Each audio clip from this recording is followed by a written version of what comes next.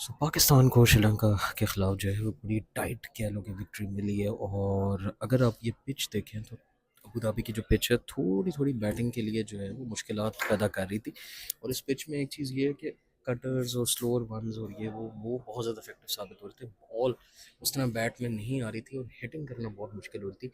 It was basically A wicket which was on the slower side, कह लो कि 150 160 वाली ये जो है पिच थी। और 160 भी, फिर मैं ज़्यादा बोल रहा हूँ, 150 भी कैसा टोटल था जो स्पोर्ट्स पिच के ऊपर मुश्किल था चेस करना। और आई थिंक पाकिस्तानी बॉलर्स ने श्रीलंका को रिस्ट्रिक्ट करके बड़ा अच्छी एक आई थिंक बॉलिंग एफर्ट की। एक से श्रीलंका जब 87 फॉर 6 थे तो ऐसा लग रहा था कि पाकिस्तान शायद मज़ीद इनको जो है वो जल्दी आउट कर सकता है, लेकिन श्रीलंका के बैट्समैनों ने वहाँ नीचे से जो है वो रन्स कर दिया। और आई थिंक टॉस जीत के बॉलिंग का जो फैसला है वो पाकिस्तान की जानिब से बहुत अच्छा और इफेक्टिव साबित हुआ। और पाकिस्तान को अब चाहिए कि अपनी बॉलिंग कॉम्बिनेशन को सॉर्ट आउट करे।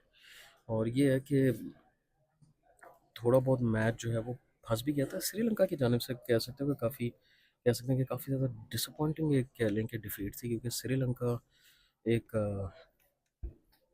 टीम थी जो कि अगर आप पहले राउंड में देखें तो वो 3 के 3 मैच जीती थी। और ऐसा लग रहा था कि ये इजीली फाइनल भी खेल सकते हैं। और उनकी बैटिंग भी स्ट्रॉन्ग लग रही थी, बॉलिंग भी स्ट्रॉन्ग लग रही थी। तो काफ़ी शॉकिंग लगा है कि श्रीलंका की सुपर फोर में परफॉर्मेंस देखी, स्पेशली पहले वो बांग्लादेश से आ रहे हैं और फिर इस मैच में वो ज़्यादा अंडर प्रेशर थे कि उन्होंने जीतना था। और वो पाकिस्तान से भी हार गए और वो एलिमिनेट हो गए हैं इस एशिया कप से। जो सरप्राइजिंग फॉर देम, क्योंकि उनकी टीम भी एक बेहतर टीम होते हुए नजर आ रही थी। अगर आप बात करें श्रीलंका की बैटिंग की, पाकिस्तान टॉस जीत के अच्छा टॉस जीता, finally they went for the chasing में पाकिस्तान का कॉन्फिडेंस है। श्रीलंका के बैट्समैनों ने बहुत ज़्यादा स्ट्रगल किया। ऊपर से शाहिन शाह अफरीदी ने भी बॉल से बड़ी अच्छी बॉलिंग की, बॉल को स्विंग किया, बॉल को मूव किया around right left in swing out swing. और अर्ली विकेट्स लिए हैं। सबसे पहले तो ये है कि शाहिन अफरीदी ने जो अर्ली विकेट्स लिए उसकी वजह से पाकिस्तान को फ़ायदा हुआ। और सबसे ज़्यादा जो अच्छी बॉलिंग की है वो हुसैन तलत ने की है। और मुझे भी लग रहा है कि इनको हुसैन तलत और फ़हीम अशरफ को पिछले मैच में भी पूरी बॉलिंग देनी चाहिए थी, क्योंकि ये मीडियम पेस जो है वो बॉलिंग काफ़ी इफेक्टिव साबित हो रही थी, क्योंकि हुसैन तलत के पास भी इतनी पेस नहीं और वो थोड़ी पेस वेरिएशन से करवाते हैं जिस वजह से बैट्समैन फंसते हैं। और पिछले मैच में भी जो है मीडियम पेसर काफ़ी इफेक्टिव हो रहे थे अगेंस्ट इंडिया। दुबे ने भी, अगर आप देखें तो अच्छी इकॉनमी के हिसाब से 2 विकेट भी निकाली थी। तो गुड बॉलिंग में हुसैन तलत और शाहीन अफरीदी ने भी अच्छी बॉलिंग की, कि उन्होंने 3 विकेट लिए हैं। हारिस रऊफ थोड़े से एक्सपेंसिव साबित हुए, लेकिन उन्होंने भी 2 विकेट लिए हैं। Abrar Ahmed brilliant spell 8 for 1।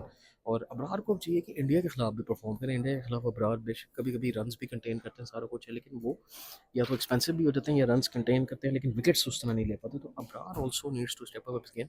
और ऊपर मोहम्मद नवाज को भी बॉलिंग देनी चाहिए। जब स्पिनर्स को लग रहा है, वो नजर आ रहा है कि स्लो पिच है, हेल्प कर रही है, तो मोहम्मद नवाज को भी बॉलिंग दे। वो आपके मेन ऑलराउंडर है, मेन बॉलर है। आप उनको पिछले 2 3 मैच से बॉलिंग नहीं दे रहे इंडिया के खिलाफ ये तभी तो it raises a question mark on the captaincy of Agha Salman. और उन्होंने आज हसाया मयूब से भी बॉलिंग नहीं करवाई। तो चलो ठीक है कि वो एक पार्ट टाइम डिसीजन होते, लेकिन मोहम्मद नवाज से आप बॉलिंग कराएं। मोहम्मद नवाज को एक बॉलिंग में आप चांस दें, क्योंकि मोहम्मद नवाज को बॉलिंग देंगे तो उनमें थोड़ा सा कॉन्फिडेंस भी आएगा। अपनी बैटिंग के साथ साथ अपनी बॉलिंग में जो मेन उनका स्किल है उसमें भी वो अपनी झलक दिखा सकेंगे। फ़हीम अशरफ ने जो है थोड़ा सा उन्होंने भी कंटेन बॉलिंग की, लेकिन मेन जो अच्छी बॉलिंग है वो हुसैन तलत और शाहीन अफरीदी इन दो की जानिब से नजर आई है। और श्रीलंका की जानिब से कमिंदो मेंडिस के अलावा लिटरली कोई बैट्समैन नहीं चल पाया। श्रीलंका ने 20 रन किए, लेकिन कमिंदो मेंडिस भी उन्होंने स्लो खेला और वो भी उनको भी उस तरह उनसे टाइमिंग नहीं हो रही। तो ये पिच ऐसी ही थी कि इसमें 120 130 का स्ट्राइक रेट जो है वो बड़ा अच्छा स्ट्राइक रेट था। हिटिंग उस तरीके से नहीं हो पा रही थी।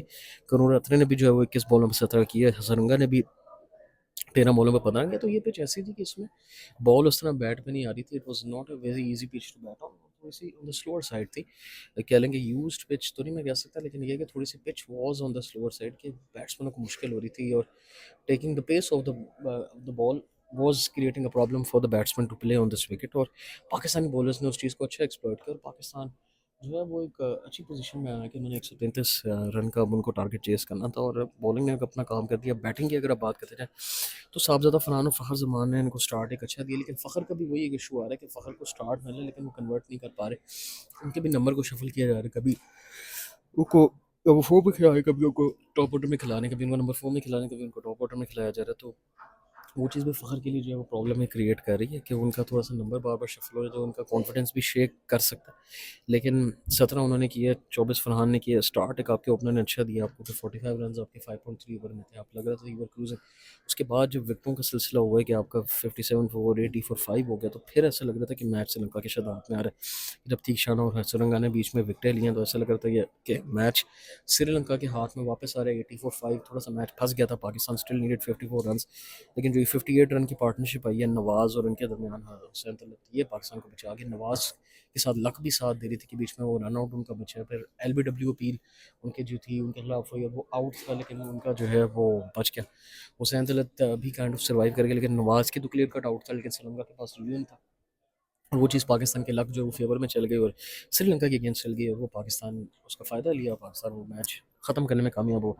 गुड इनिंग्स बाय मोहम्मद नवाज़ कह लें कि फास्टेस्ट इस मैच में जो इनिंग्स खेली वो मोहम्मद नवाज़ ने ही खेली।